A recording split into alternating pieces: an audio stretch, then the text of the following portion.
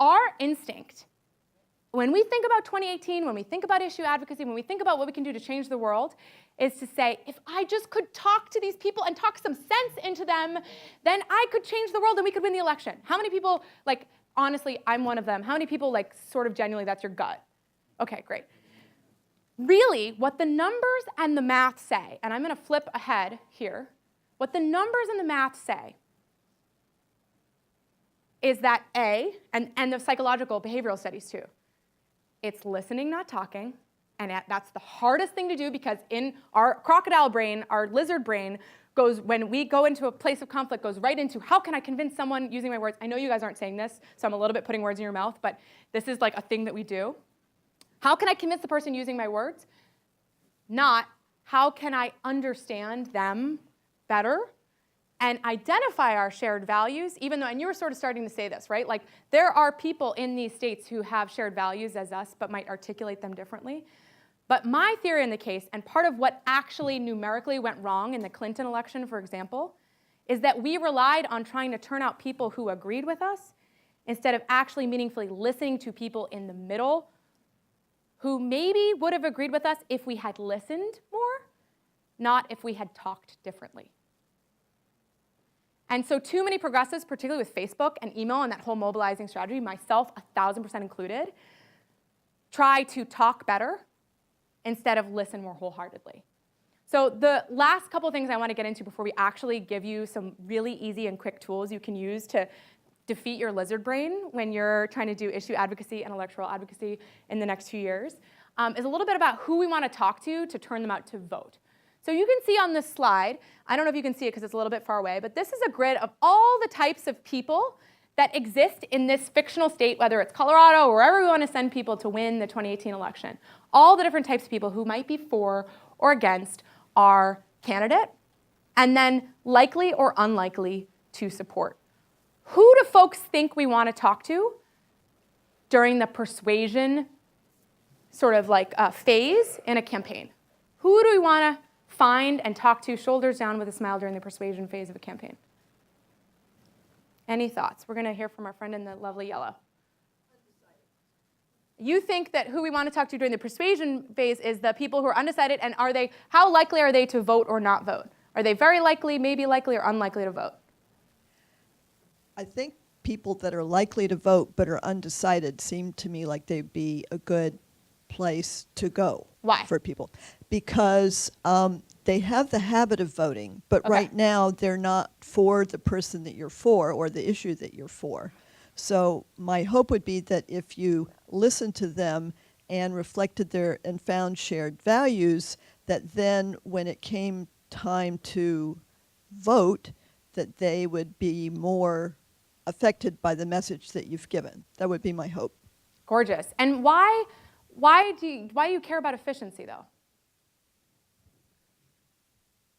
Did I say efficiency? Well, you talked about like the people that are the sort of like, I heard you say the people that are the most worthwhile to talk to are the people who are very likely to vote, but undecided. Why very likely, why not unlikely to vote? Couldn't you persuade them to vote and persuade them to vote for your candidate?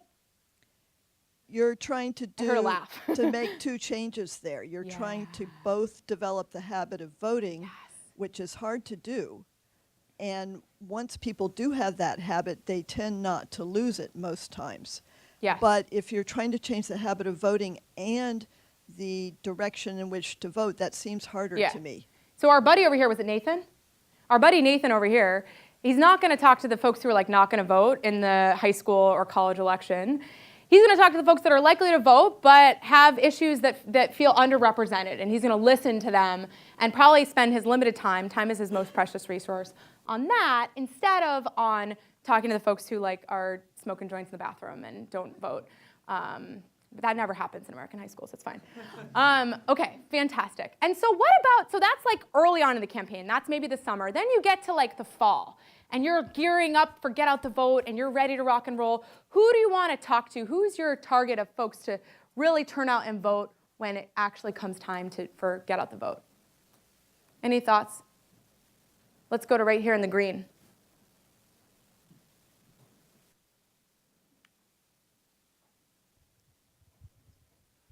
I guess as you're getting down to the deadline itself, you want to be talking to your core supporters in the 4 column, but those who are unlikely or maybe to vote, because you want to make So sure they actually get in the out. 4 column of candidate support, but are unlikely to vote?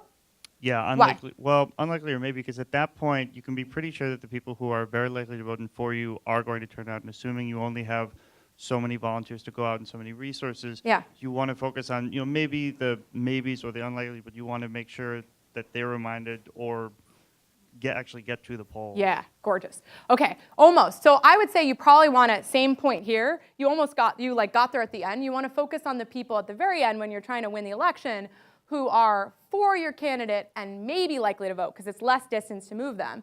But when you're in the middle of the summer heading into your election or into your issue campaign, you want to focus on the people who are undecided but probably pretty likely to vote here.